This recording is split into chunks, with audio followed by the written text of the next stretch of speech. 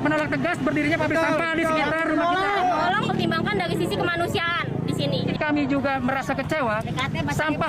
Sampah ini asalnya bukan dari Jakarta Utara dan Rorotan, bahkan rumah sini. Jelas ini tidak manusiawi. Peruntukan dan zonasi di situ itu bukan pabrik, apalagi pabrik sampah. Dan ini tadinya dijanjikan adalah pasar modern, Pak. Pasar modern. Ya gimana kalau nggak menolak, kita ini bisa dibilang orang gila atau orang bego atau orang bodoh gitu. Saya dibilangnya begitu.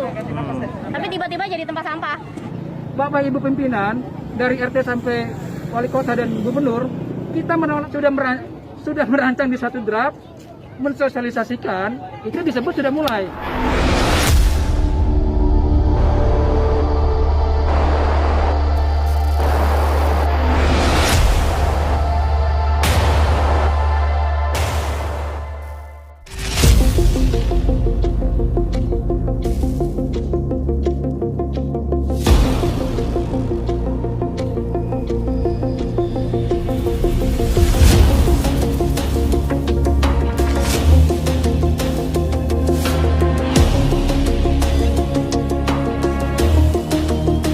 Dari sistem pemilihan teknologi kok akhirnya dicari ya tanda kutip kualitas yang rendah. Kedua, dalam proses akuisisi konsolidasi tanah waktunya cepat sekali.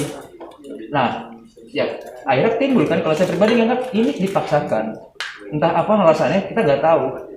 Kita orang profesional yang cuma tahu ya pabrik begini, ini begini. Secara ekonomi juga saya orang ekonomi backgroundnya. Ini ada yang salah kalau saya. Sosialisasi pihak saya ini, kebetulan saya tinggal di perumahan RKL, Rorotan Criminal Legacy, itu diberikan informasi 2 hari sebelum paparan publik. 2 hari sebelum paparan publik.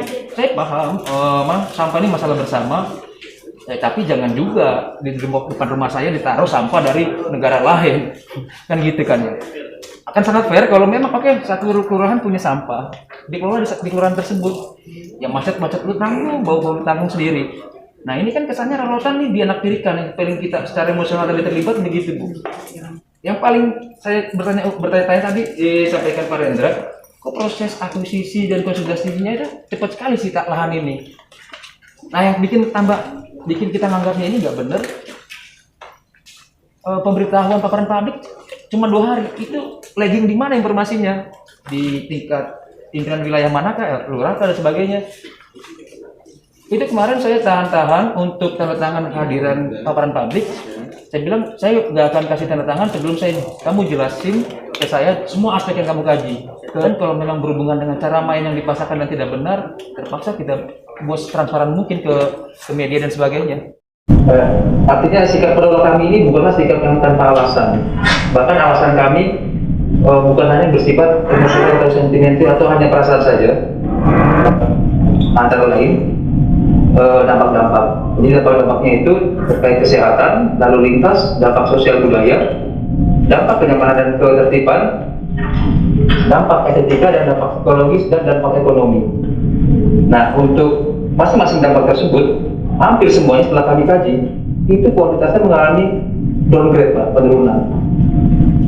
Jadi untuk kalau kita agregasi itu sifatnya jadi menurun atau negatif. Hanya ada satu dampak yang satu positifnya, yaitu dampak ekonomi. Kita harus fair ya, maksudnya kalau ada dampak pasti ada negatif, ada positif. Jadi sini saya berusaha sebesar mungkin, setransparan mungkin. Nah, dampak positif dari ekonomi tadi setelah kami kaji ternyata hanya berupa terciptanya lapangan kerja yang katanya itu akan direkrut dari warga sekitar, sekitaran 8 sampai 15 orang.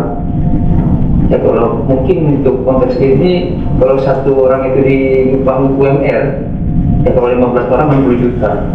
Dampak ekonominya ya, yang jadi dampak ekonomi positifnya. Namun di sisi lain secara ekonomi, itu dampaknya bisa sangat ruginya mungkin setiap bulannya bukan 60 juta lagi. Dan ini bukan sekedar 1 bulan, tapi masa pabrik siklusnya itu 105 tahun, Pak. Itu akan berdampak dari mana sampai bisa sampai keluar angka banyak, yaitu tadi dampak kesehatan, lalu lintas dan sosial budaya. Akan saya bahas lebih lanjut. Nah ini sebenarnya ekonomi itu tadi untuk menjelaskan kok ada dampak positif, ada dampak negatif. Setelah diagregasi ternyata dampaknya negatif. Cuman yang jadi kekhawatiran utama kami yaitu dampak kesehatan, Pak, jadi nomor 1.